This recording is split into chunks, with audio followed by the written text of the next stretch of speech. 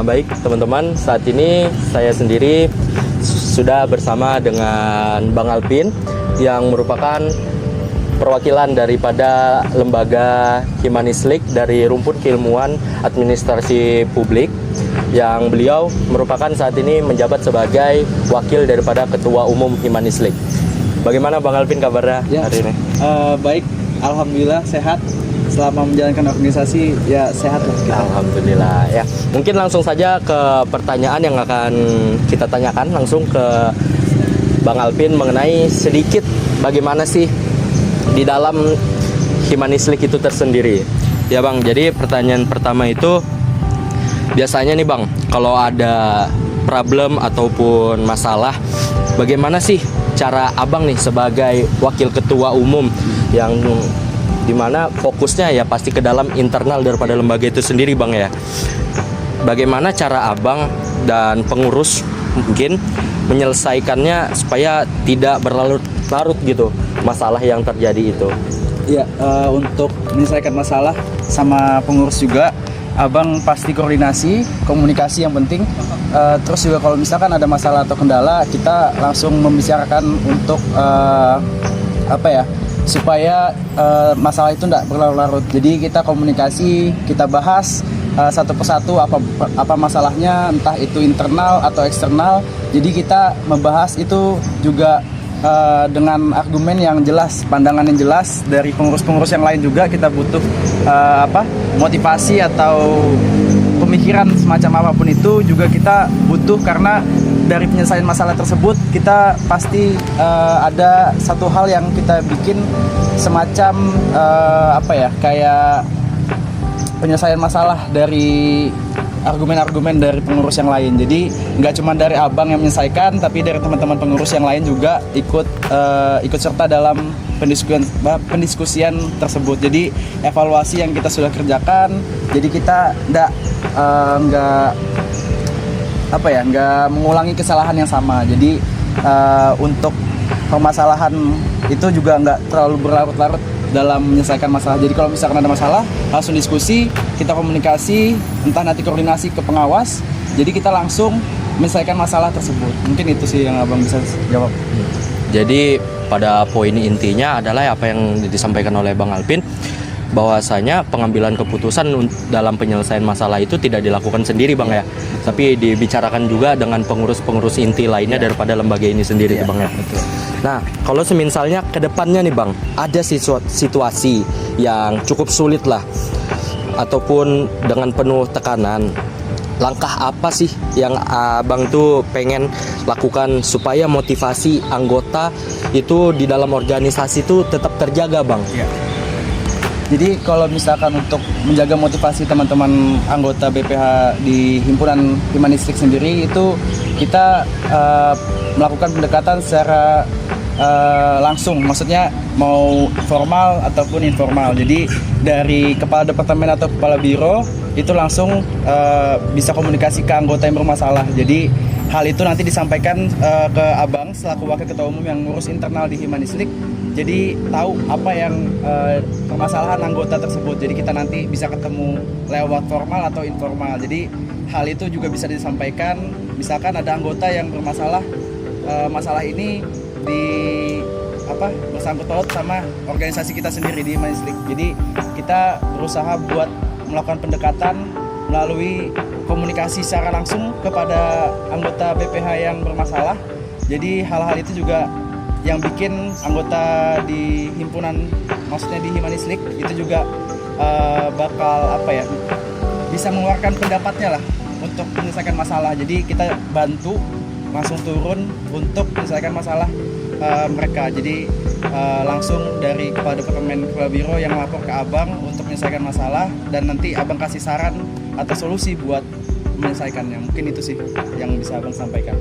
Mungkin yang selanjutnya yang penasaran ya dari kami, kan Himanislik ini salah satu himpunan mahasiswa yang dimana program studinya itu terakreditasinya cukup tinggi lah ya, cukup kalau dikatakan paling tinggi lah. Iya, di antara prodi-prodi lain ya, karena dia punya A. Dan juga sudah cukup lama kan Bang, yang dulunya dari Himanega Iya. dan berubah sekarang menjadi Himanis League. Nah, menurut Abang, tantangan apa sih yang paling sulit diselesaikan itu Bang? Kan sepertinya mungkin ada gitu tantangan setiap tahun per tahun tuh pasti berbeda ya, karena setiap karakteristik daripada anggota tahun ke tahun tuh pasti berubah kan ya.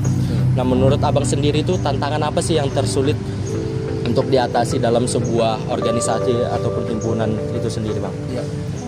Jadi abang izin menjawab ya. Jadi teman-teman, kalau untuk tantangan yang berat itu adalah gimana kita harus mengikuti perkembangan zaman. Itu yang pertama. Terus juga untuk karakteristik anggota itu kan berbeda-beda ya setiap angkatan, dan itu juga menjadi tantangan abang sendiri sebagai wakil ketua umum untuk mengenali karakteristik anggota-anggota yang baru supaya dia bisa nyaman menjadi anggota Himanis League. Karena hal itu juga yang berpengaruh sama loyalitasnya teman-teman anggota Himanis League untuk memberikan kontribusi aktif di himpunan sendiri. Mungkin banyak tantangan yang kecil dan besar itu juga pasti ada di setiap organisasi. Tidak cuma dari Himanis League, tapi organisasi lain pun juga ada pasti. Dan hal-hal ini yang memang konsekuensi dari setiap yang mengikuti organisasi, memang banyak tantangan dan rintangannya lah untuk menjalankan sebuah amanah atau tanggung jawab sebagai pengurus. Mungkin itu sih dari abang. Mungkin cukup sekian sih Bang, pertanyaan dari kami sudah cukup menjawab pertanyaan-pertanyaan dari kami. Terima kasih buat Bang Alvin yang sudah menyediakan waktunya untuk bisa wawancara dengan kami sebagai pemenuhan tugas kelompok kami. Mungkin lanjut kita ke wawancara pada anggota lainnya.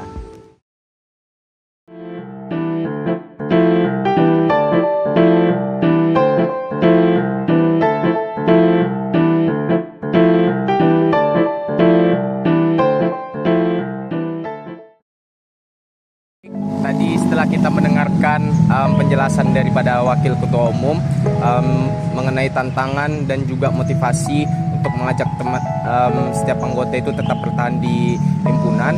Baik, kita lanjut ke pendapat dari anggota, dari Bang Farel. Ya, jadi kan tadi dari Wakil Ketua Umum juga sudah menanggapi terkait dengan motivasi untuk setiap anggota melakukan pendekatan dan sebagainya macamnya. Dan sekarang saya mau menanyakan nih Bang, terkait dari Abang posisinya kan sebagai anggota nih. Jadi saya mau menanyakan terkait dengan apa sih alasan utama Abang ini bergabung ke himpunan ini, kemudian dan alasan Abang ini tetap bertahan selama 2 tahun sudah kepengurusan ini berjalan. Kalau untuk alasan utama bergabung ya, pertama itu mungkin karena dari maba itu udah pengen join organisasi gitu, soalnya di SMA tuh nggak pernah join organisasi sama sekali, makanya mau nyoba di dunia perkuliahan. Dan juga alasan keduanya itu untuk mencari relasi gitu, karena dari yang sebelum saya katakan, kayak abang saya kan dulu anak kuliah juga tuh, dia tuh bilang coba join organisasi karena di situ kamu bisa dapat relasi yang lebih banyak, teman, bahkan senior yang bisa mengayomi kamu gitu. Kayak di situ pertama kali join organisasi. Kalau untuk alasan kenapa masih bisa bertahan ya sampai sekarang, mungkin karena suasana organisasi ini kali. Udah dari maba sampai sekarang itu organisasi ini tuh selalu banyak kegiatan yang menyenangkan, yang bisa membaur gitu ke warga, ke teman-teman seangkatan, kakak tingkat, bahkan ke adik-adik tingkat juga ada organisasi yang kami khususkan. Apalagi saya selaku anggota dari Departemen Litbang, saya juga sudah sering lah mengonsepkan acara-acara seperti seminar. Kita ada seminar umum, bahkan seminar yang khusus, seminar regional udah pernah, bahkan internasional belum sih, baru sampai nasional. Makanya sampai sekarang masih bertahan. Terima kasih Bang Farel. Jadi dari Bang Farel sendiri menjelaskan bahwa alasan untuk bergabung itu karena mendapat relasi, mendapat dari setiap angkatan juga, dari angkatan atas, angkatan bawah itu kita dapat relasi. Kemudian banyak juga lah pembelajaran yang bisa kita ambil dengan bergabung ke organisasi. Kemudian dari Bang Panel sendiri juga menjelaskan bahwa itu bertahan karena suasana organisasi yang memang sudah dirasakan sedari maba. Nah, ini tadi kan kita juga sudah menanyakan wakil ketua umum mengenai tantangan di dalam organisasi, tapi itu kan pandangan daripada pimpinan. Tapi dari abang sendiri, apa tantangannya selama berhimpun lah di Humanistik ini? Kalau dari aku tantangan paling utama sih pembagian waktu di semester, khususnya di semester 4-5 itu susah banget membagi waktu 4-5 karena selain kegiatan organisasi kita yang lumayan padat, di situ juga kami selaku mahasiswa di semester itu udah mulai fokus ke pembuatan skripsi. Makanya di situ aku ngerasa kayak udah kepikiran sih beberapa kali pengen keluar, cuma pikir lagi kalau keluar kayaknya sayang banget soalnya udah berapa ya, udah lama banget di organisasi. Jadi pengen, alasan yang bertahan sampai sekarang sih gara-gara pengen menuntaskan lah. Jadi ini udah tahun terakhir kami, aku mau butuh menuntaskan, jadi bisa demis tanpa ada kecewaan lah nantinya. Itu aja sih. Jadi tadi teman-teman, karena kita juga memang perlu sebagai organisasi ya, sebagai anak organisasi juga perlu punya loyalitas terhadap organisasi. Jadi besar harapannya juga dari Bang Farel ini kan agar tidak meninggalkan apa ya kesannya, meninggalkan himpunan ini dengan keresahan seperti itu dari Bang Farel. Jadi mungkin itu sekian pertanyaan dari saya, Bang. Terima kasih sudah mau menjadi narasumber kami mengenai tugas perilaku organisasi. Terima kasih, Bang. Makasih juga sih. Ya, sama-sama.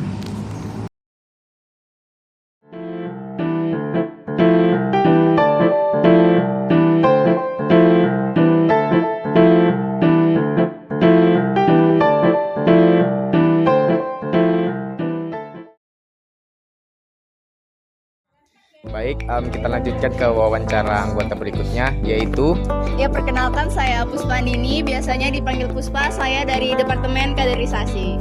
Jadi terima kasih Mbak Puspa. Jadi saya mau menanyakan beberapa hal terkait dengan organisasi Humanistik ini. Jadi pertanyaan pertama adalah apa alasan utama Mbak mau bergabung dan tetap bertahan di organisasi Humanistik ini? Ya baik, langsung saja saya jawab. Mungkin awalnya saya bergabung ke Humanistik adalah untuk menambah pengalaman saya karena saya adalah mahasiswa baru yang belum pernah mengikuti organisasi. Namun seiring berjalannya waktu saya berada di Humanistik, saya bisa mendapatkan berbagai pengalaman. Contohnya saja seperti saya pernah mengikuti SIMAK, Silaturahmi Mahasiswa Administrasi Publik se-Kalimantan, yang dimana itu sangat menambah luas wawasan saya sebagai mahasiswa dan sangat serumpun dengan jurusan yang saya pelajari di perkuliahan juga, yaitu administrasi publik. Baik, jadi Mbak Puspa ini bergabung ke dalam Humanistik ini dan tetap bertahan karena memang di dalam organisasi Humanistik ini sendiri banyak sekali pembelajaran-pembelajaran dan juga prestasi-prestasi yang bisa digait ketika kita masuk dalam organisasi Humanistik ini. Jadi lanjut ke pertanyaan kedua, Mbak. Jadi hal apa sih yang membuat Mbak semangat untuk aktif, kayak suasana organisasinya kah, atau dukungan teman, atau pengalaman kah, atau apresiasi seperti apa yang Mbak dapatkan selama di organisasi ini? Ya, saya jawab, yaitu banyak sekali yang dapat di Humanistik. Yang pertama adalah dukungan dari berbagai teman, karena saya tidak akan bisa bertahan di Humanistik jika tidak ada teman-teman saya yang mendukung dan menyokong saya di belakang. Lalu dari Humanistik sendiri itu tidak hanya menyediakan hard skill, namun juga bisa melatih soft skill di internal maupun di eksternal. Jadi teman-teman yang mengikuti Humanistik bisa belajar terlebih dahulu di Humanistik untuk diasah skill-skillnya, lalu bisa dikirim keluar seperti ke SIMAK dan juga temu admin. Lalu suasana yang ada di Humanistik itu memiliki suasana yang harmonis, yang dimana teman-teman saling mendukung, saling membantu, dan juga sangat-sangat memiliki jiwa solidaritas. Cukup, Mbak? Cukup. Jadi menyimpulkan jawaban daripada Mbak Puspa. Jadi banyaklah hal yang membuat Mbak Puspa sendiri untuk bisa aktif di dalam organisasi. Suasana organisasinya, dukungan-dukungan daripada teman, dan juga prestasi-prestasi yang Mbak Puspa sendiri dapatkan selama berorganisasi di Humanistik ini. Jadi Terima kasih Mbak Puspa atas waktunya telah menyediakan diri untuk bisa diwawancarai. Baik, terima kasih dari saya. Wassalamualaikum warahmatullahi wabarakatuh.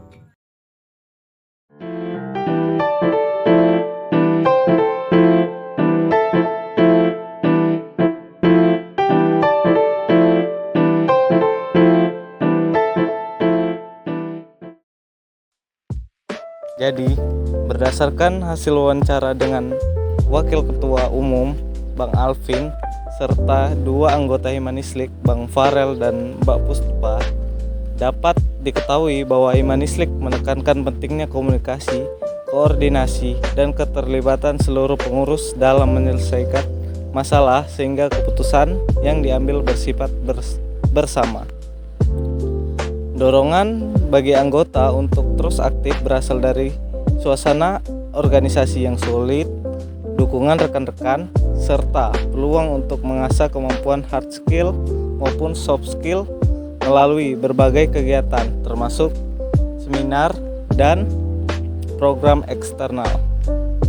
Tantangan terbesar yang dihadapi adalah mengatur waktu antara kewajiban akademik dan kegiatan organisasi, serta memahami perbedaan karakter setiap angkatan yang menuntut pendekatan khusus secara keseluruhan. Himanislik menjadi sarana yang berharga bagi mahasiswa administrasi publik untuk menambah pengalaman, memperluas jaringan, dan membangun rasa memiliki terhadap organisasi. Untuk memastikan keberlanjutan organisasi, diperlukan pengelolaan waktu yang lebih baik, pemberian penghargaan kepada anggota yang aktif, kegiatan penguatan kebersamaan, serta peningkatan kemampuan pengurus dalam menghadapi dinamika yang berubah tiap tahun. Dari hasil wawancara dan juga refleksi daripada kelompok kami tadi mengenai organisasi Himanislik itu sendiri, dalam gaya kepemimpinannya, Himanislik itu menekankan terhadap komunikasi dan juga alur koordinasi, dan juga bagaimana cara mereka menyelesaikan masalah itu dilakukan pengambilan keputusan secara bersama-sama. Dan juga di dalamnya itu ada motivasi kepada anggota-anggotanya, yang dimana fungsi daripada motivasi tersebut adalah untuk bertahannya anggota-anggota ini dan merasa nyaman berada di dalam organisasi Himanislik ini tadi, yang menjadikan mahasiswa itu merasa menyenangkan, merasa nyaman, dan juga mendapatkan dukungan daripada kader-kader yang ada di dalam organisasi ini.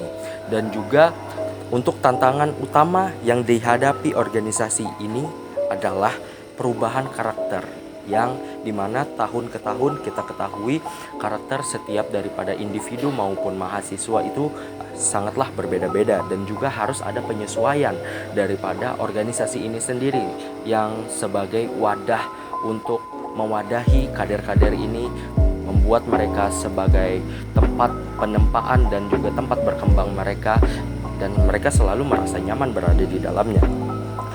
Jadi nilai lebih daripada Himanislik ini adalah adanya solidaritas, dukungan antar anggota, serta juga kesempatan untuk mengasah soft skill maupun secara hard skill, yang dimana atas asahan ini tadi dapat berguna dan juga bermanfaat sebagai benefit mereka join di organisasi Himanislik ini sebagai bekal mereka pada mahasiswa untuk ke masa depan yang lebih lanjut. Secara keseluruhan, Himanislik sudah menjadi wadah yang sangat efektif bagi mahasiswa untuk terus belajar dan juga berkontribusi, dan tentunya sebagai wadah berkembang. Namun masih saja ada tantangan yang perlu dilakukan sebagai penguatan dalam motivasi dan juga adaptasi terhadap perubahan zaman yang ada. Baik, setelah mendengar wawancara daripada organisasi Himanislik dari Bang Alvindra selaku Wakil Ketua Umum dan dua anggota yaitu dari Bang Farel dan Mbak Puspa, kami mempunyai saran dan refleksi yang bisa kami berikan. Jadi ada beberapa poin. Yang pertama adalah penguatan komunikasi internal. Walaupun sudah ada diskusi dan juga koordinasi, perlu dibuat forum rutin, misalnya forum evaluasi bulanan, agar setiap masalah cepat teridentifikasi dan segera mendapat solusi. Kemudian poin kedua yaitu manajemen waktu bagi anggota. Tantangan utama bagi setiap anggota yang berorganisasi adalah sulitnya membagi waktu antara organisasi dan akademik. Oleh karena itu perlu ada sistem pembagian kerja yang lebih fleksibel serta kalender kegiatan yang jelas agar tidak berbenturan dengan kewajiban kuliah. Yang ketiga adalah peningkatan motivasi dan loyalitas anggota, di mana organisasi perlu mengadakan program penghargaan sederhana untuk apresiasi lah untuk anggota yang aktif, seperti sertifikat atau juga apresiasi dalam bentuk formal maupun informal. Kemudian mendorong kegiatan informal seperti gathering, sharing session agar suasana organisasi tetap harmonis. Kemudian poin nomor 4 adalah adaptasi terhadap perkembangan zaman. Karena tantangan terbesar dalam setiap organisasi adalah perlu adanya kader yang bisa menghadapi perkembangan zaman. Humanislik sebaiknya lebih terbuka terhadap inovasi, memanfaatkan media digital dan menyesuaikan gaya komunikasi dengan generasi yang baru. Kemudian poin nomor 5, pengembangan soft skill dan hard skill. Agar organisasi semakin diminati, kegiatan perlu menyeimbangkan pelatihan keahlian akademik seperti seminar, diskusi ilmiah dengan penguatan soft skill, leadership, training, public speaking, dan teamwork.